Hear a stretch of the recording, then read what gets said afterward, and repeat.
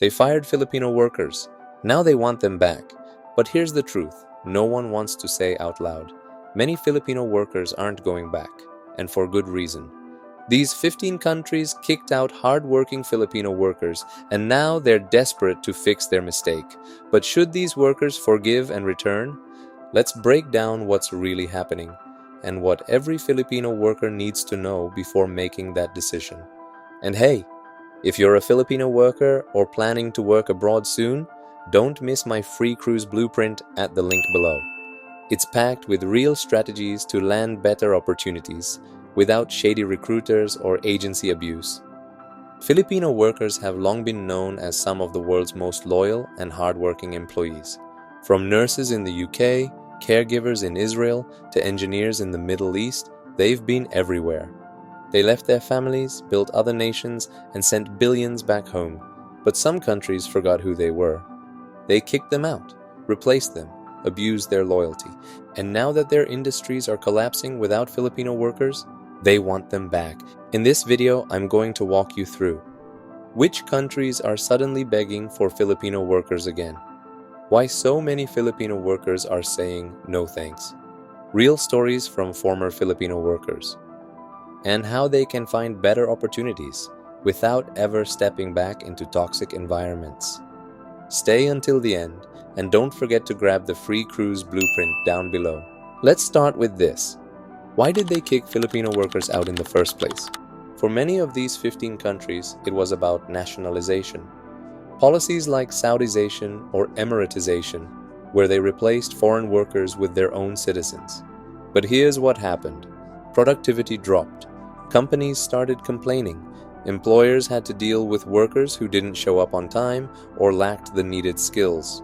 In one case, a manager in Saudi Arabia replaced a Filipino engineer with a local hire. Within 6 months, the project collapsed. His words? "We didn't just lose a worker, we lost the heart of our team." So now they want Filipino workers back. But should they go? Let's ask a simple question.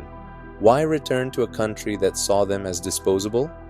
Many Filipino workers are saying they deserve better, and they're right. More Filipino workers are moving to places like New Zealand, Germany, and Canada, where wages are higher and workers are treated with respect. One Filipino nurse shared, "In Singapore, I was invisible. In Germany, I was valued." Before we dive deeper, don't forget to download the free cruise blueprint below. If you're tired of being underpaid and disrespected, this guide shows you real paths to high-paying roles, even without a college degree.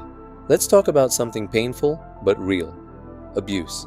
Thousands of Filipino workers weren't just fired, they were mistreated, denied food, trapped without pay. Some never came back home.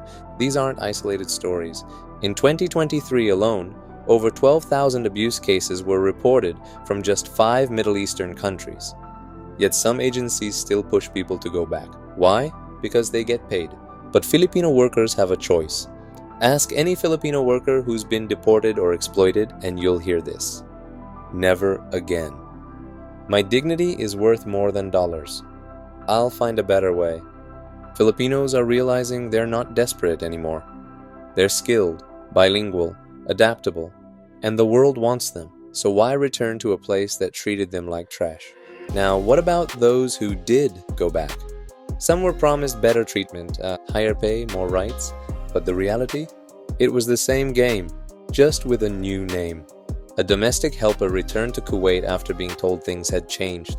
Within 3 months, she was locked in a room, fed once a day, and denied contact with her family. She escaped. She swore she would never return. They don't have to beg for work in abusive places. Here's what more Filipino workers are doing. 1. Target high-wage countries. Apply to programs in Germany, Canada, Finland. 2. Use digital work platforms, remote jobs in customer service, virtual assistants, and tech. 3. Start cruise-based work. High pay, safe conditions, and global travel included. I teach this inside the cruise blueprint. Download it below. So why are these 15 countries really calling Filipino workers back?